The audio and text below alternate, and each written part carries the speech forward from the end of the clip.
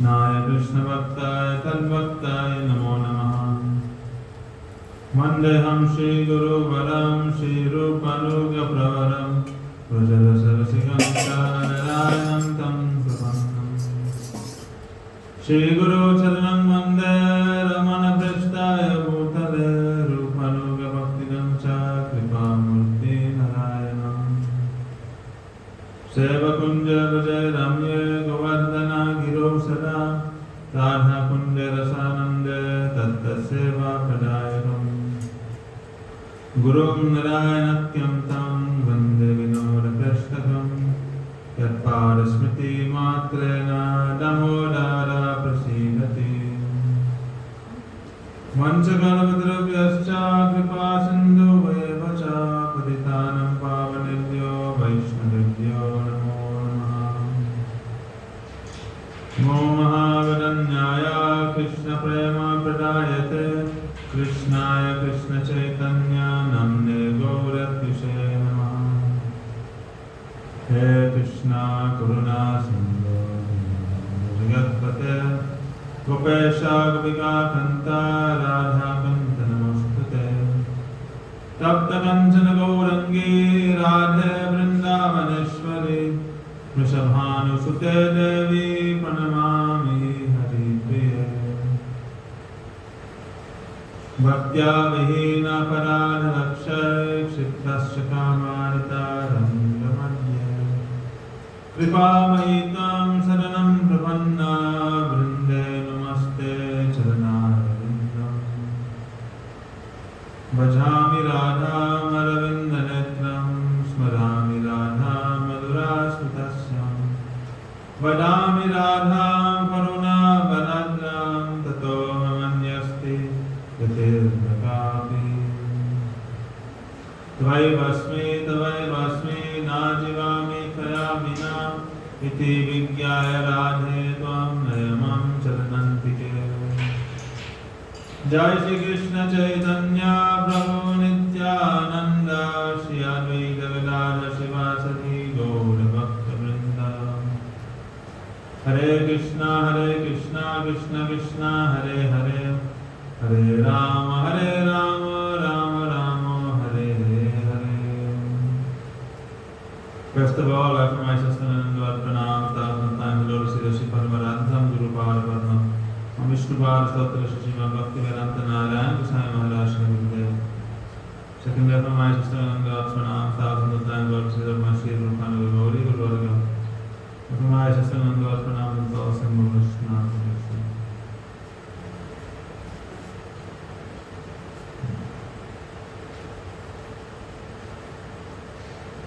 Continuing with our reading of Sri Vilapa Kushumanjali, verse 37. Angadena tava vamadostale swarna gaurana varatna malikam pattabuccha parishobhitam imam agyaya parinayami te khadam. O golden one, when by your order will I place on your left arm a silk band tied with jewels and flowers. Verse 38. Karnayor parichakra shalake chanchalakshindhite mayakate shobhakam nikila gopavadunam chakravad brahmayatam murashatrum. O restless-eyed one, when will I place rings on your ears that would make Krishna, who agitates all the gopis, aimlessly wander in a circle? The Kripakadaksha commentary by Vaishnavas. Rati Manjari places golden chakra wheel-shaped earrings on Radharani's ears. Why? These act like her protectors. If any bad sound comes close, the chakra will protect Radharani's ears, telling the sound, "Get out, you are not welcome here. This is not your place." Kamsa once gave training to his soldiers. When Krishna plays the flute, all the cows, calves, suckers and Braj Devis run to him. This flute has some mystic power. Learn how to play this flute and then we will attract all the Brajvasis out of Braj to Mathura. and then Krishna would be powerless. Kamsa thus opened a flute training center in Mathura. When properly trained, Kamsa's minions went and played flutes in the forests of Raj, pretending to be Krishna. Hearing this, the cows looked up and thought, "Is Krishna calling?" The cows listened intently for a moment. They are very clever. Their ears went to this side and that, drinking the sound of the flute. But they know the melody of Krishna's flute and were not fooled by Kamsa's attempted trick. They ignored the flute sound and continued to eat grass without a care. Kamsa's minions thought, "Oh, Krishna's cows are very clever. They are not listening." You see in Bhagavatam also, they are described that Krishna was also cowherd grazing. Some of the Kamsa's, these soldiers, they came and they lit fire to the forest, and the forest fire started. Then in order to save the Saka, the Krishna, he drank that forest fire. So, then they went and played the flute on the bank of the Yamuna, thinking, "The gopis come here to collect water. When they come, we will mesmerize them with our attractive flute playing and will bring them to Mathura." Also when Keshi, he came to Vrindavan, then he also knew Krishna's has a special attire. Just like a Gopa, he carries the pikapada and the flute. That's how Keshi was able to recognize Krishna was. When Madhumanga had taken the flute, Keshi attacked Madhumanga. Krishna was, he's known by these symbols. He has the Kaustubha jewel, he has the peacock feather, he has the flute, he has the Pilapidambar. He's standing in a threefold bending form. These are all Krishna's distinctive features.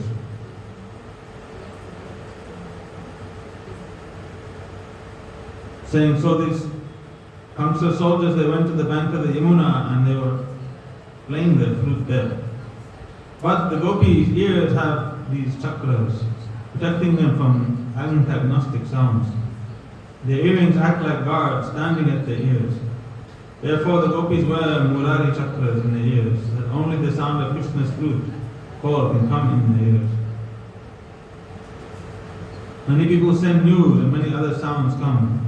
But first our sevaks first check, is this good or helpful or not? A Saradamada would first pursue any material or faulty conclusion before he showed it to Mahaprabhu. Vallabhacharya, he had written a commentary on Bhagavatam. He was trying to get everyone to hear his commentary. But Saradamada Goswami did not agree to recite it in front of Mahaprabhu. Saradamada, he didn't want that any rasabhas, any faulty conclusions, overlapping mellows or anything, may contrary moods may enter into Mahaprabhu's ears. Then finally Giridhari, this Vallabhacharya, no one would listen to his commentaries. Finally he got Giridhari Pandit and forced him to say. Giridhari Pandit is very soft man nature. He began reading his commentary. The whole time Giridhari Pandit was thinking, oh my God, what happened? How am I stuck in this position? Mahaprabhu is displeased with me. But he was too polite to say anything. And after that, after reciting his commentary, for many hours to Giridhari Pandit, Vallabhacharya was very pleased with himself and he left. Then Giridhari Pandit, he felt, oh, I've done something wrong. Then he confessed everything to Mahaprabhu. Then Mahaprabhu, he chastised Giridhari Pandit. So the Vaishnavas, the Mahabhagavas, their minds are always absorbed in what? In Krishna Lila, Mahaprabhu Lila, always absorbed in their bhajan. Therefore they never allow Brahmivartana, Shruniva, Brahmivartana, Kuhiva. Mundane talk to enter into the ears. They never speak mundane talk. They never engage in prajalpa, listening to worldly things. Therefore they always surround themselves in the company of devotees. And they always make, Krishna always made such arrangement that they can be free from this asat sangha. Asat sangha tyagye Vaishnavachara. Stri sangha ekasaro Krishna Bhakta. The duty of all Vaishnavas is to be free from bad associations. So, therefore, Guru Goswami will decide, Pratyahara Prayasa Prajalpanyamagana Jnana Sangasya Sadhya Bhakti Vinasya. 6 things will destroy your devotion. Pratyahara, over excessive eating, or excessive indulgence in sense gratification. Any of the senses you excessively engage in is called Pratyahara. Prayas, over endeavors. So much hard endeavor for small things, no. Not be the way. That which comes easy, we should do that. Prajalpa, mundane village talk, ordinary worldly talk, never engage in that worldly talk. Hearing and listening. Because all your spiritual wealth will be plundered. That's why it said in Raghunath Asram, it said, Asar Bharta Vesha Mati Sarvasva Hare. That this Asar Bharta, this Prajalpa is like a prostitute who plunder all your spiritual wealth. A prostitute who plunder the wealth of any ordinary man. Take all their money. Like Giridhari. Giridhari was doing so many things. He was murdering people and stealing, and he had accumulated so much wealth, and he was spending. Then one day he called 7 prostitutes to his house. The 7 prostitutes, they saw all the wealth that was there, they tied him to the bed, they put fire down his mouth and they killed him. They stole all his money anyway. And he became a Brahma Rakshas, ghost. And then Gokarna, he had to go and then speak Bhagavatam for 7 days, arrange for the Bhagavatam station, and he could be delivered. So Prajalpa is like that. Like a prostitute who will plunder all your spiritual wealth, all the spiritual moods that you acquire throughout the day, from your chanting, from your association with the Vaishnava, hearing Harikatha, your service, all that seva vritti, it builds up. It's like a charge. And then Prajalpa is what? It's like short circuit. You lose all your charge instantly. You speak Prajalpa, you hear Manditam, you speak talk, and all that spiritual wealth you accumulate, it goes lost. And sometimes Prajalpa is so detrimental, and it can take then so much again, requires mercy then again to absorb oneself in that way. Sometimes Guru Vaishnava gives special mercy, gives special mood, speaks some special katha, inject you with some special mercy. That doesn't happen always. And then if you let that go, then you will not be able to get it back. Then again you have to wait for that chance that mercy will come to you again.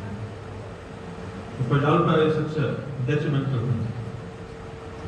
Therefore Guru Bhai Mahaprabhu, therefore he was always in the company of Sarva Damodara and Damodara. Even when he was saying the Gambhira, behind 7 doors, no one would go see him, get access to Mahaprabhu. Very difficult. Only in the company with intimate associates.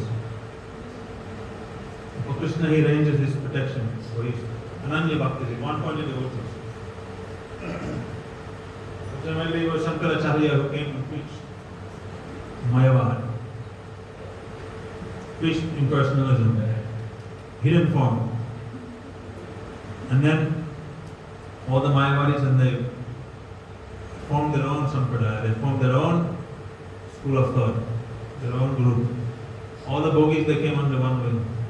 And the devotees, they became free from these bad associations. So this protecting the ears, you have to be very careful. In Sadhu Sangha, there is also Asat Sangha. Don't think that because you are in the temple that there is no Asat Sangha. Asat Sangha can come anywhere. Maya is everywhere. It's like you are inside the temple, but in the summer the heat provides everywhere. The sun is heating up the building, and then the building itself becomes like an oven. And you become so hot and you sweat. So even though you're in good association, but Maya is everywhere. Bad influences, Prajalpa, all these things they are floating around. If you're not attentive, if you don't make a conscious endeavor to give up offenses, a conscious endeavor to give up bad association, give up hearing Prajalpa, speaking Prajalpa, then what will happen then? Because since time immemorial you're addicted and you are habituated to doing these things, then as soon as some first chance comes, then you will take it. It's like when sometimes people like to take up a Mauna Vrat. I will not speak. It's very difficult. People that do these vrats, even ordinary individuals, they say, I won't speak for one day. The urge to speak, because you're so accustomed to speaking all the time throughout your life. And for even one day not to speak a single word, it's like a big tapasya. It's like they become very restless and then they undergo so many transformation things. They have to think and it becomes like a whole experience. So, unless you make a conscious endeavor to give up prajalpa, then you're probably not giving it up. You don't acknowledge the fact that first comes acknowledgement. Swami Prabhupada used to say, if you acknowledge your fault, your offense, then just acknowledging it at 50% is already gone. That is the first step. Then you have to acknowledge that you have a tendency for, you have these anarthas. If you don't acknowledge the anarthas, the offenses, then how can you give them up? For this prajalpas, specifically, one has to acknowledge, oh, I have a tendency to hear and speak. Then one should make a conscious endeavor to give it up. Be careful what one speaks, what one hears. And then slowly, one will then, gradually one will see them. Oh, as you start practicing, then you'll see, oh, this person always talking prajalpa. This one, okay, he's always speaking Harikatha. This person, then you'll understand actually where that favorable association is. Not that you criticize anyone. If someone has some fault, then when you look at their faults, oh, he's nonsense, why he's speaking prajalpa, why he's not doing this or that, why he's like that. If you think like this, I'm superior to other Vaishnavas, then again this is again ahankar, pride. But like Prabhupada Swami Maharaj used to say, you keep one good eye and one bad eye. With the good eye you see all the good qualities in others, with the bad eye you see any detrimental things, any bad association, and you offer your dandavat from that from afar and you avoid that. Avoid the pit traps, the falls, the stumbling blocks that are on the path of bhakti. So, in this way, if one always sees the good in others and never sees their faults, then one will advance very rapidly in devotion. Because you'll always be accepting good things and avoiding the bad. Then your trajectory will be very strong. So, to protect one's ears. In Golok Vrindavan, one may think, oh, what is the need? But if you see in Brahma Samhita, the whole Golok planet, the Krishna Loka planet is described that outside the planet, it's surrounded by sharp swords and spears that are pointing outside of the planet. No one can even enter into the planet because it's surrounded. And there's chakra and so many things that are guarding that planet. Read Brahma Samhita is described there. It's like an impenetrable fortress. No one can enter into Krishna Loka. Only by the internal calling to the Lord they can enter into the Loka. The external boundaries of that are impenetrable. It's like you come on, we are in Earth, right? People they are saying, oh, in the 60s and the Soviets and the Americans are having the space race to go to the moon, making this propaganda. And then Soviets, they are winning, then finally the Americans, they make the final propaganda, we went to the moon. And I was like, wow. But Prabhupada said it's not possible to go to the moon without sufficient punya. Without piety, how can we go to the moon? According to the Bhagavatam, the moon is twice as far away from the earth than the sun itself. And it's twice the size of the sun.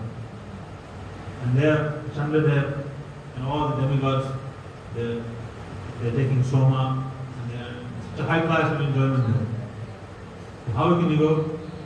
And he said, if they did go anywhere, they may have landed on the planet of Rahu. Then otherwise he said, no, actually they just fabricated everything in their own laboratories.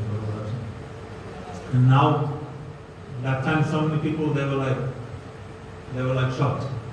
People have this naturalistic pride, oh, I'm American, I'm this, that. And when, as American, you hear, oh, we went to the moon first, and the nationalistic pride comes, oh, we went to the moon. And when Prabhupada said we didn't go, then it was like a big thing. And some devotees, they were like grouping or this and that. Prabhupada said, better have an empty cowshed than a cowshed full of sick cows. No need. You can see the Vaishnavas here like that. When people, they being stubborn or they're trying to exert their own influence or opinions, and Vaishnavas always say, hey, let them go. Good. Krishna will send much better to you. So that is the thing. So these planets, you cannot go to this moon. Speak of Golok Vrindavan like that. Even on this earth, it described that you have Bhumandal, and then in Bhumandal there are so many dweepas. And in we're on Jambudvip. In Jambudvip there are so many varshas. Without sufficient punya, you cannot even leave Bharatvarsh. You cannot even leave that tract of land which is known as Bharat, or India. What we know as the world now, this is like Bharatvarsh. What you see, all the different continents and the ocean. It's a small part of Bharatvarsh, actually, not even the full. So, then beyond that there is, if you want to go to the other Varshas, it's not possible. Simply you cannot go there without punya. It is described in Bhagavatam that those who are in the heavenly planets, when their punya finishes, and before coming to Bharatvarsh, where you perform sadhana, you go to the other Varshas first. Ilavita Varsh and King Purush Varsh, all these other Varshas. There they have, the people, their lifespan is very long, like it can be 1,000 years, 10,000 years. There is no disease, there is no poverty, everyone has beautiful forms, the body doesn't age, and there's sufficient foodstuffs. In some of those varshas there's a huge jamun tree, huge mango tree, and then when those fruits they fall down, they create rivers of this mango juice, rivers of this fruit juice, and the residents when they drink that, their body becomes very good, nice complexion. So many descriptions there, and then they describe all the different presiding deities of those varshas. Some of them Varaha Devita, some of them Prithvi, some other, and then they would worship them through different mantras. So, without sufficient adhikar, you cannot go anywhere actually. So, this protection, the whole Krishna lok itself is protected. And now, when Krishna he comes to Bhoma Vrindavan, then in the spiritual world, those moods of the demons and the husbands and all those things, they practically manifest in this Pakatula. Kamsa, Bakasura, Vasura, all these demons are manifest here. So they are coming, these Kamsa soldiers are coming. Then Krishna has arranged all this protection for his devotees. The gopis, they have these earrings, chakras on their ears. Then the sound of Krishna's, only they can hear Krishna's flute. When Krishna plays his flute, then he plays in a certain tune, and those who are gopis, they can hear that Krishna is calling to them. The sakas and others, then they'll hear a different call. They'll hear a different sound of the flute. So Kamsa, his soldiers, if they're playing any flute, they're trying to imitate Krishna. It will not work. Like Pondrak Vasudeva. Pondrak Vasudeva, he was one nonsense. You know, this Krishna Vasudeva. Everyone knows why he is so famous. Oh, because he has 4 arms. Why imagine, if anyone had 4 arms, he would be a big celebrity. Everyone would be like, wow. It would be like amazing. Everyone would be studying him and whatever. So Krishna, and also his bluish complexion. So much. Krishna has so many things, beautiful attributes. Nonsense Krishna, everyone worshipping him and everyone, he's so famous. Everyone becoming his followers and he's getting fame and power and money, all because of this, his 400 form.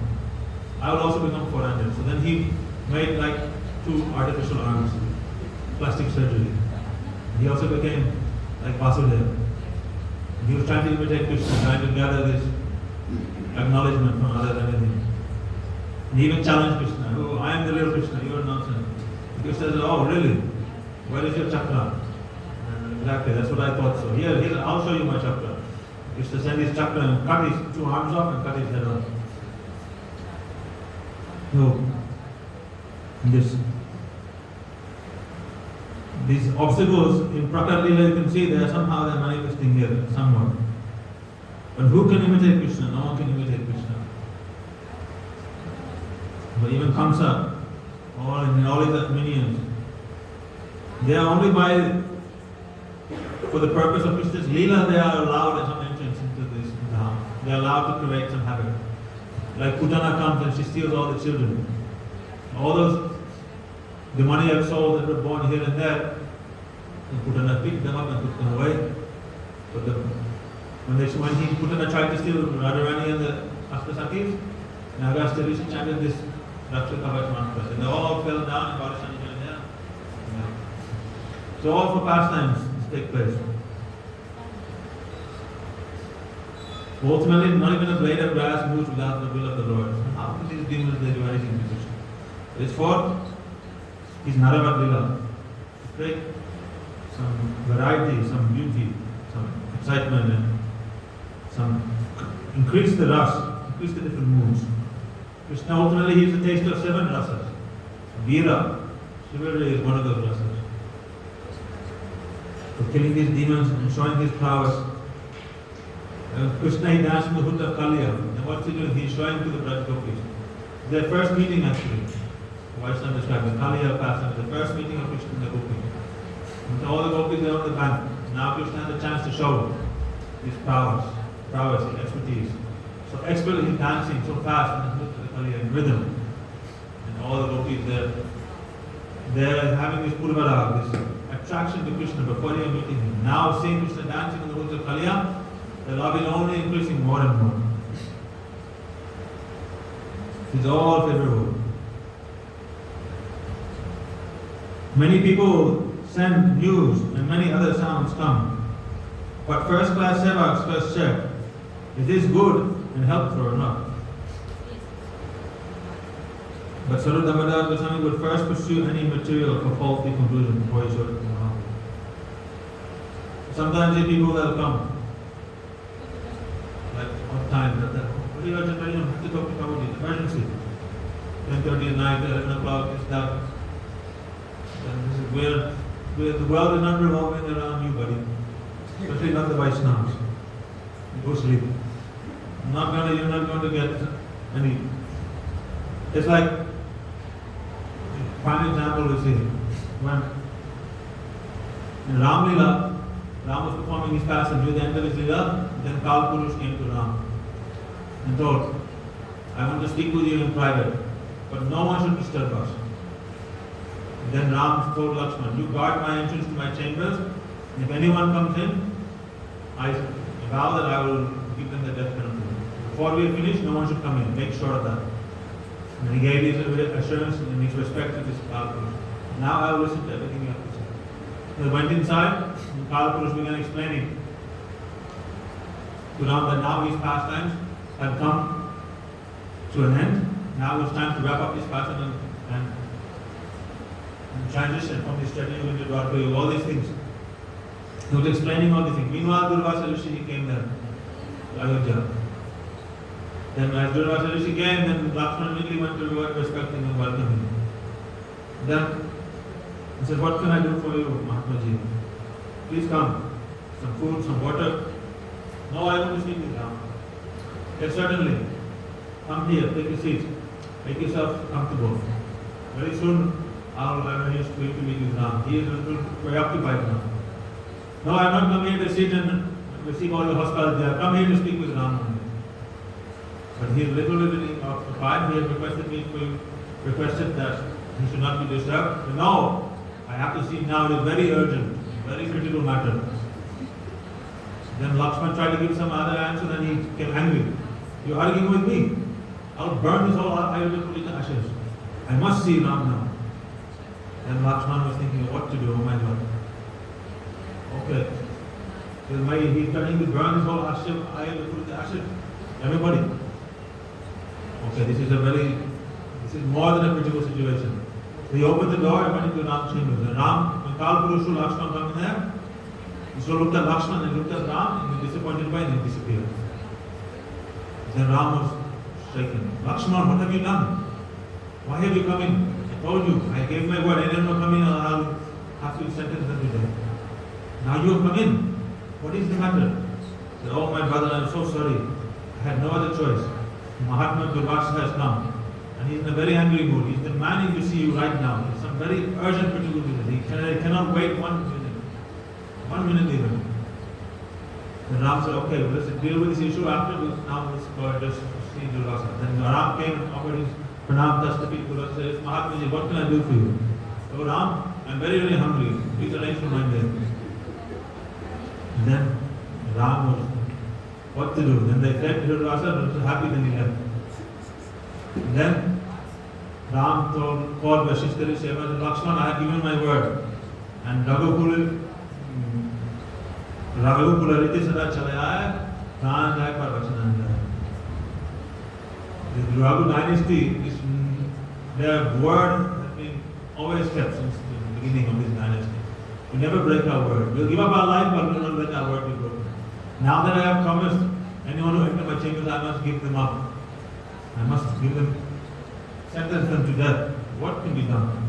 You are my brother, how can I sentence you to death? Vasishtha Rishi, please devise us some means, some alternative. And Vasishtha Rishi said, for Kshatriya, for them to be rejected from their own home, kingdom, this is worse than death. This rejection is like a great humiliation, and it is worse for Kshatriya than death. So if Lakshman will be rejected, exiled forever, then your word will be kept. So then Lakshman was exiled, and he went to the Sarayu River, entered into the river and adopted the form of an Anandashaya and disappeared. And shortly after that, the Ram also, taking all the Ayodhya Devachis, they also went to the Sarayu River, and they entered. So this is the nature of this world. People have, Prabhuji says, if you go on the road, at night time, the dog is running up and down, one end of the street, then to the next, and running back, barking, running back. And what is the dog? What's he doing? He runs, goes to the end of the street, there's a lamppost, he lifts one leg, passes urine, and he runs back this way. All day he's just guarding and doing nothing.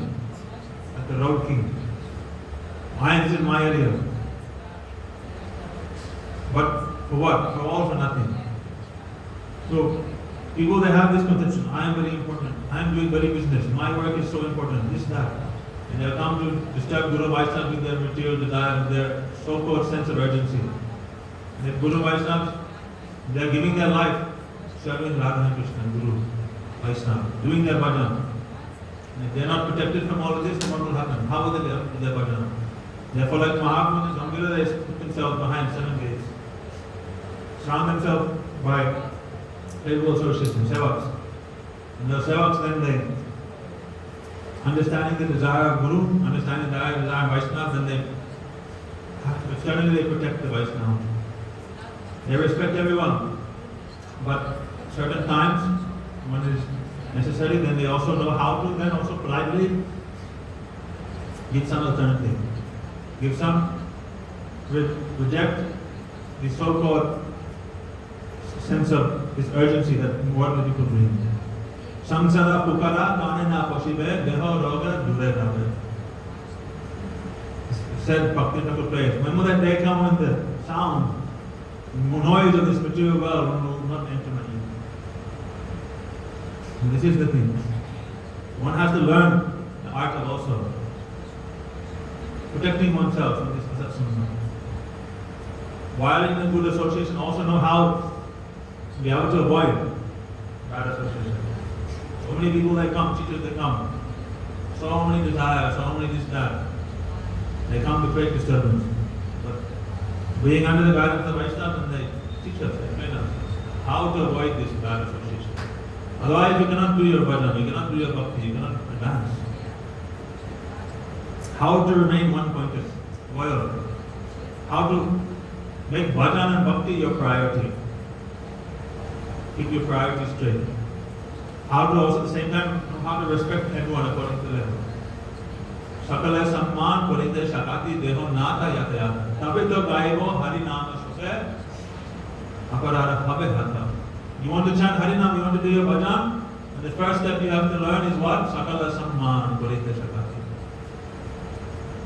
Pray to Gurudev that he'll give you this potency, this shakti, to teach you how to respect everyone according to their position. Once you become established in someone again, established in your position, then you know what is your position, where you are situated, and where you should not go, where you should not be. And then if any unwanted, unfavorable elements they come, then you can easily recognize. Like you can easily understand. Like in the external way, countries that have borders. When anyone crosses the border, they know you have come, you have violated the border. It's punishable. And it has to be addressed. The Vaishnavas also, they know externally what is there. There's someone with a relationship with the Vaishnava. What is their duty? What is their responsibility? What is expected from them? What is not?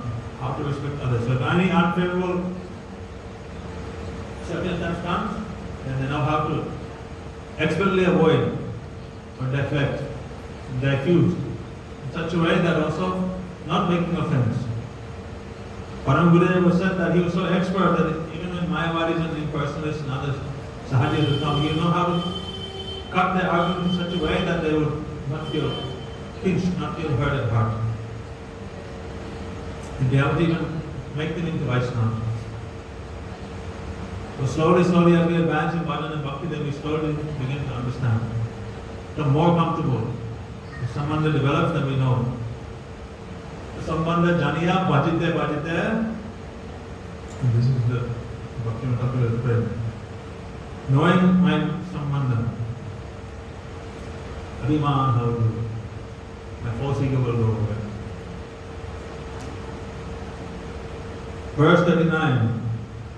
Kadate mriga savakshi chiboke mriga nagina binna ullase yashyami mukunda moda manjire.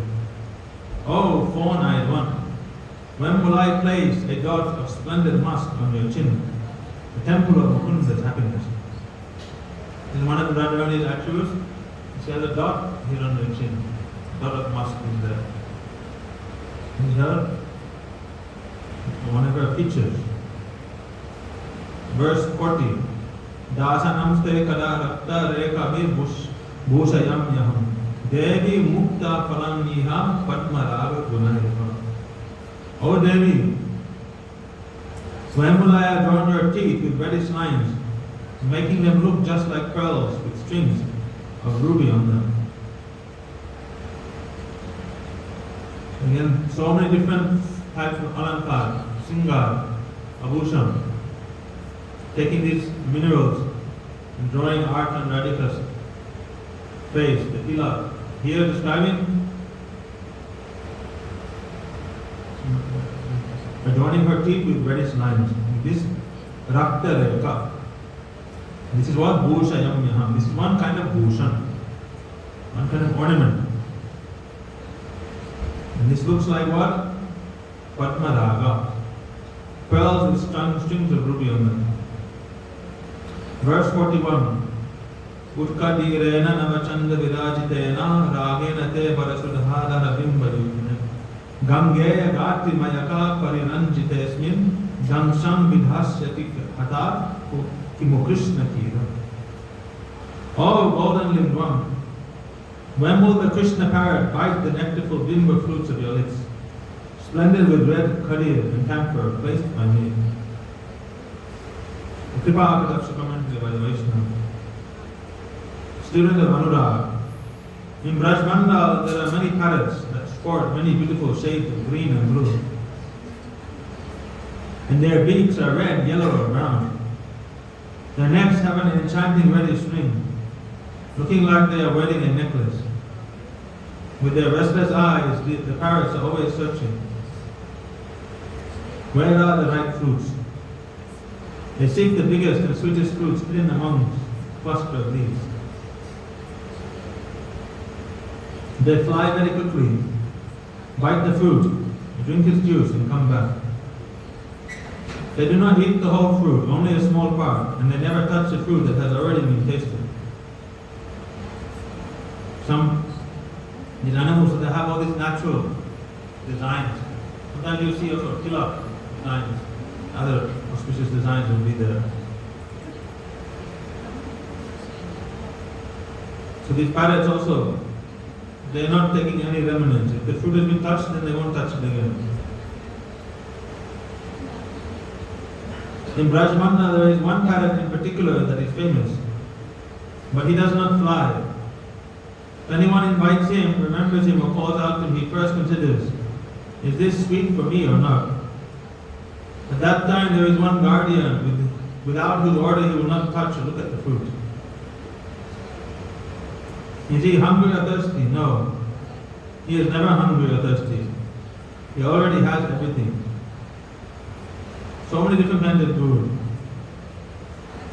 Chatak bird only drinks the water coming from Sati Nakshatra constellation. He becomes so thirsty that also will not collect the water that has already fallen on the ground. He will drink the water directly falling from the clouds. So in summer season or any season when it becomes very dry, then he's looking towards the rain cloud. Where is the rain cloud? Waiting for that cloud then to rain. One point in the focus. Even if a thunderbolt will come and strike the bird, then it will not change its position. It will wait for that rain to come. Very patient, very determined. Sadhak should be like this. Have this dharyata. Utsaha nishchay dharya. Very, very patient like the chatak bird. Being one point into one bhajan. Even if there is some delay in the attaining the desired result, fruit, will not deviate. Being one pointed. And another word, the chakora bird, gazes at the moon, receiving nourishment from the moon itself. So many different kinds of birds with all their own specialities. Ganga Devi's body is her water. She is pure and clear. When the sun rises in the early morning, the sunshine turns the water crimson. At this time, the fish in the water become bewildered and think that juicy fruits have appeared in the water, seeing the reddish light sparkling in the river. Then the fish drinks so much water, thinking it is very sweet. Why? Because of its color.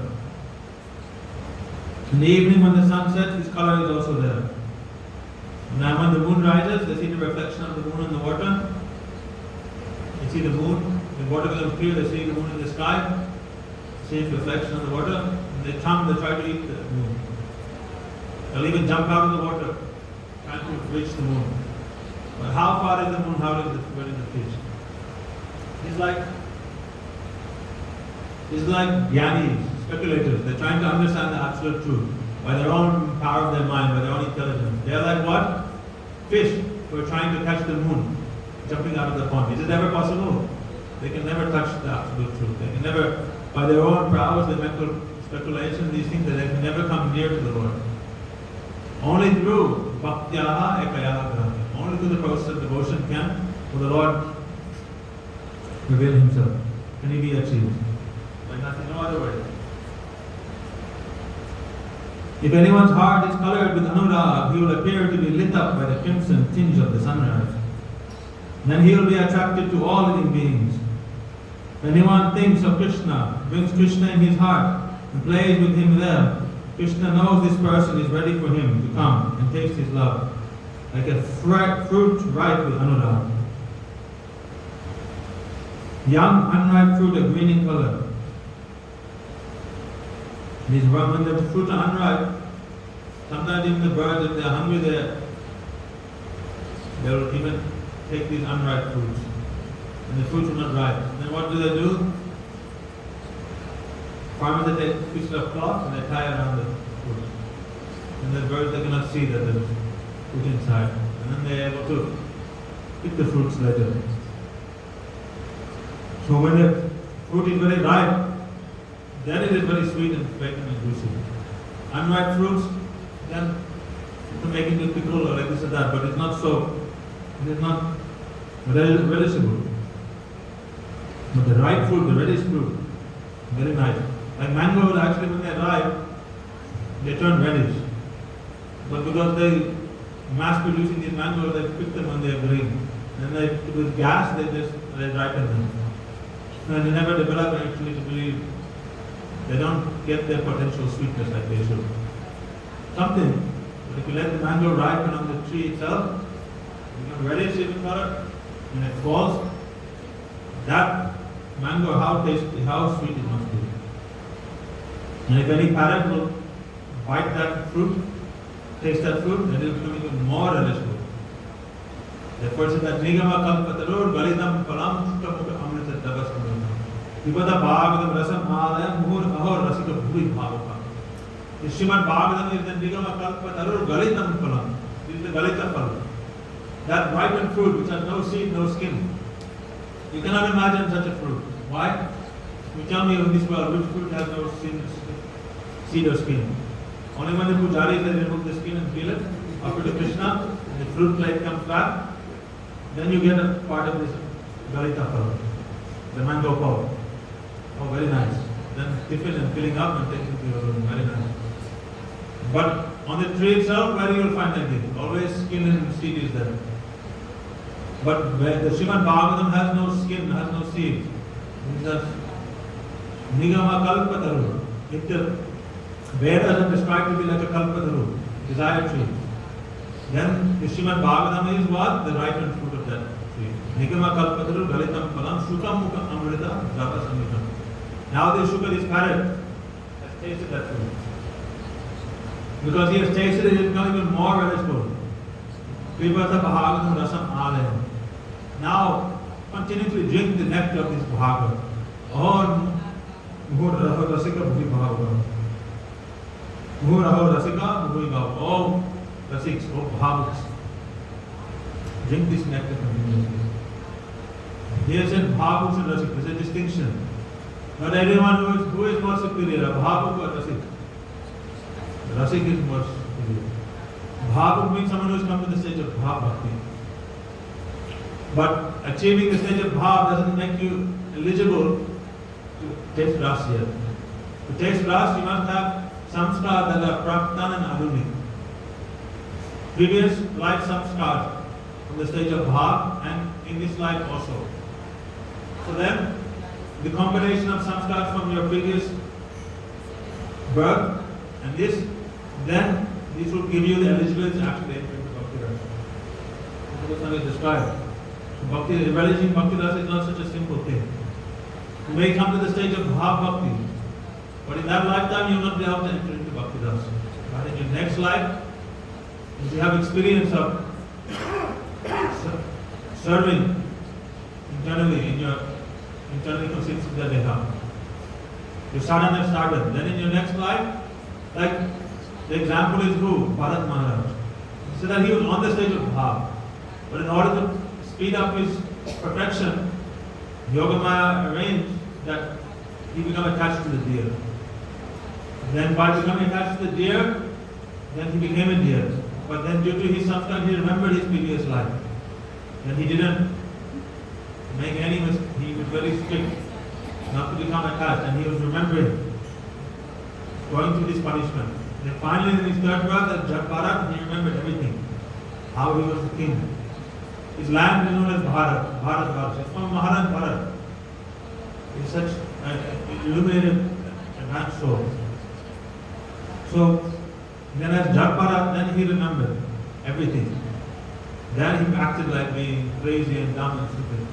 You know, he was the most enlightened, most intelligent, most qualified. Then, in that life, in that final life of Bharat, then he perfected his Bhav and he achieved prema. So this Bhakti Ras, if you want to relish this Bhakti Ras, then you will have to first come to the stage of Bhav. Develop some samskars in the stage of Bhav, then your Avideya, your Sadhana, your real, this Bhav Sadhana will start. Then Ahor, Muhur, Ahor, Rasika, Bhuvi Bhavaka. Then you will become able to really relish this ripened fruit of Srimad Bhagavatam. This fruit is extremely wonderful. All glories of Radhika's prem, Rajvat Devi's prem, Rajgopis, Rajvasis, everything has been given there in this Srimad Bhagavatam. This Bhagavatam is like the ripened fruit. Just here finally saying that the young unripe fruit are green in color. When the sun gives heat, they grow and become big and ripe. They turn crimson and a wonderful fragrance comes from them. The sun is like a parent who helps the fruits grow. And when they are mature, he calls the parrot to come and meet with them, giving an indication. This fruit is now ripe, go and taste it. So, just finishing saying the Braj Devi's hearts are pure. like the glistening water of Ganga Devi, lit crimson by the sun. They have millions of good qualities. Those who bathe in the waters of Ganga Devi are purified and refreshed. But the limbs of the Braj Devis are millions of times purer than even Ganga Devi. Krishna Shuka always moves about in search of nectar. When he sees that the Braj Devi's lips and cheeks have a crimson hue, his target is apparent. They are in fresh youth, and a wonderful aroma exuding from their bodies attracts the parrot Krishna, who appears to fly there. He kisses them and then runs off. Krishna Shuka wanders throughout Braj examining everyone. If anyone likes him, he will go to that person. He will go to those who carry him in their hearts. In other words, those who have this prem, this anurag in their hearts, then Krishna will be attracted, he will come to them. He checks, have they really offered themselves to me or not? If they have completely offered themselves to him, he then goes and kisses them, making them even sweeter. Just like when a parrot increases the sweetness of a fruit by biting it with its beak. We'll finish here today. Tomorrow we'll hear verse 42, and Srila Gurudev's commented. Gaur Ananda Hare Hare Riva Jai Shri Guru Pada Padma Ki Jai Guru Parampara Ki Jai Sachinanda Gaur Hare Ki Jai Saparshada Gaur Hare Ki Jai Vrindavan Dham Ki Jai Harinam Sankirtan Ki Jai Anantavadi Vaishnavinda Ki Jai Jai Nidai Gaur